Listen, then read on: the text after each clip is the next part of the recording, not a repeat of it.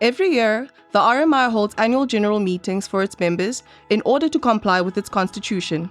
Every 2 years, it holds an elective AGM, giving members the chance to nominate and, if needed, to vote for office bearers who will represent and serve them in the best way possible across the various RMI structures. This video will walk you through the AGM steps and processes, making sure you know what to expect and how to participate correctly and confidently. Before we explain the AGM process, we wanted to touch on some of the most frequently asked questions. Why is it important for members to attend an AGM in the first place?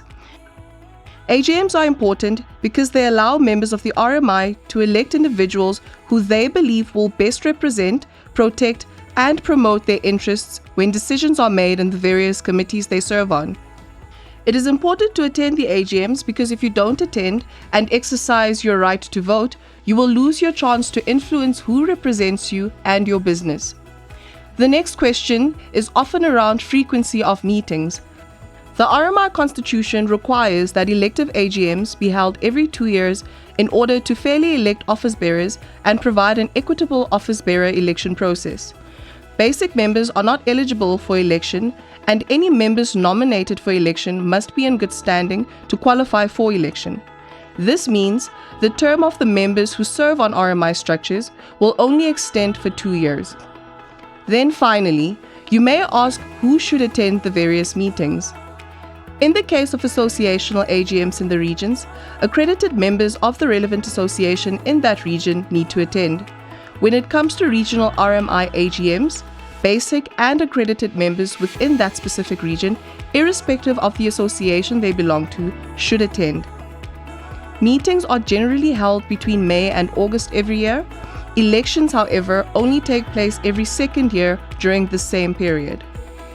Associational directors of the relevant association conduct the regional associational AGMs, and the regional managers of the respective regions conduct the meetings for regional RMI AGMs.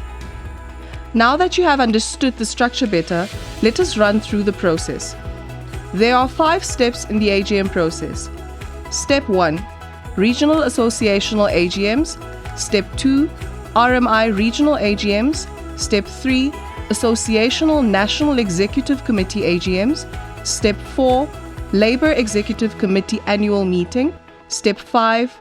RMI Board of Directors Annual Meeting. All these meetings must take place before the 30th of November of each year. They have to take place in a specific order because of the selection process of each RMI structure. All meetings need to clearly include the date, time, and venue for the meeting. Let us start with the associational regional AGMs. The associational director for each region will send a meeting notice to all members of that association in that region, informing them of the AGM. Once the meeting has started, the agenda will be adopted and any interests will be declared. This part of the process includes a review of the Competition Commission guidelines to ensure there are no areas that are contravened during the process. Committee members will be nominated and seconded. If the nominations exceed the available committee positions, members will need to cast their vote and the successful candidates will be officially elected. Thereafter, the committee members will elect a chairperson and a vice chairperson. Each association will be represented on the Labour Executive Committee, which requires the appointment of a principal and alternate from each associational National Executive Committee. Each associational Regional Executive Committee chairperson will be a member of the Associational National Executive Committee, except in the case of SAMBRA, where the Regional Executive Committee Vice Chairperson will also serve on the National Executive Committee. The next step is RMI Regional AGMs. Each RMI Regional Manager will send a meeting notice to all members in his or her region, informing them of the AGM, irrespective of their association. As per the associational meetings, a similar process is followed. The meeting will convene, the agenda will be adopted, and interests will be declared. This part of the process includes a review of the Competition Commission guidelines to ensure that they are not contravened during the process. Committee members will be nominated and seconded. If the nominations exceed the available committee positions, members will be asked to vote and committee members will be officially elected in this way. The newly elected members will then elect a chairperson and vice chairperson. Each regional associational chairperson automatically serves on the regional executive committee. After the regional AGM, a national associational executive committee is held. The associational director for each association will send a meeting notice to the chairperson of each associational regional executive committee, informing them of the associational national executive committee AGM. Each associational regional AGM will elect a chairperson and vice chairperson, and that chairperson will serve on the national executive committee of their association, except in the case of Sambra, where the regional executive committee vice chairperson will also serve on the national executive committee. Each national executive committee of each association will thereafter elect a chairperson and vice chairperson, and the chairpersons will sit on the RMI board as directors. Please be aware that in the instance an association does not exist in a region, the association will not have a regional executive committee and cannot then be represented on the association's national executive committee. We now move on to the Labour Executive Committee annual meeting, which is comprised of one representative from each association. The representative does not have to be a National Executive Committee member, but they do have to be a member of the association. Each representative must have an alternative, both appointed by their respective National Executive Committee. The Labour Director will send a meeting notice to all chairpersons on the National Executive Committee, informing them of the AGM in order for them to elect a chairperson and vice chairperson. These office bearers will automatically serve on the RMI Board of Directors. Representation on the annual RMI board meeting is now made up of a maximum of 20 members comprising 5 regional chairpersons, 8 associational chairpersons, 2 Labour executives representing the chairperson and vice chairperson of the Labour Executive Committee, 3 non-executives, and the RMI CEO.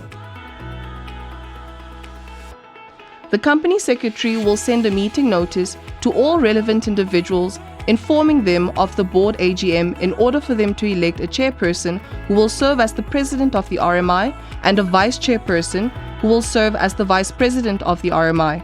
It will also elect the 3 non-executive directors and appoint members of the President's Committee, Audit and Risk Committee, and Remuneration Committee for the following 2 years. Now that we understand the process of the AGMs, here are some house rules you need to be aware of. The first relates to what constitutes a quorum. For RMI regional annual general meetings, 15% of the total number of members in the particular constituency, or 20 members in good financial standing, whichever is the lesser, need to participate. For constituent associational annual general meetings, 5% of the members, or 10 members in good financial standing, whichever is the lesser, are required to be present. The next rule applies to voting or nominations. A person will not be nominated unless they are present in the relevant meeting, or he/she has consented to be nominated in writing. Members can also elect alternatives to represent them. A person may refuse or reject a nomination as participation is voluntary. All regional meetings must be face-to-face or a combination of online and face-to-face, but the Labour Executive Committee, National Executive Committee, and board meetings can be held virtually. Nominations must be made individually per member. You cannot submit multiple nominations at once, and each nominee must accept their nomination. In the case a member owns more than one business, each member business represents one vote. Please note, at all general meetings at which any person is to be elected to any office and for the purpose of any ballot for such election, each member present in person shall be entitled to exercise one vote per member establishment in respect of each vacancy to be filled. Example: if you own a total of 3 member businesses, each member business must have their own representative, and one person cannot represent all 3. A member business may be represented by a proxy, which is the representative of another member business. This is provided that the necessary proxy forms have been completed and sent to the relevant RMI or associational official. Each nomination must have a proposer and a seconder. The seconder must not be from the same member business. In relation to RMI regional executive committees, there must be at least one person from each association with a maximum of 8 persons, being 1 per association active in that region.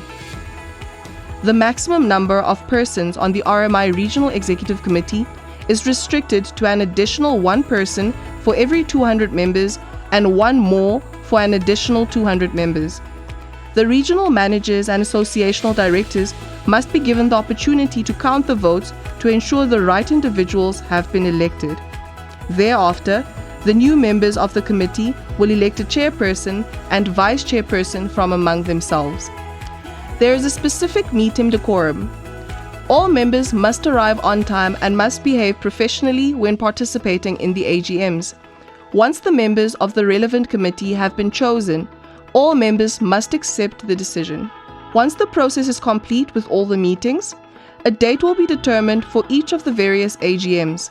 The relevant regional managers and associational directors will send out via email notices of the meetings to members and reminders of said meetings.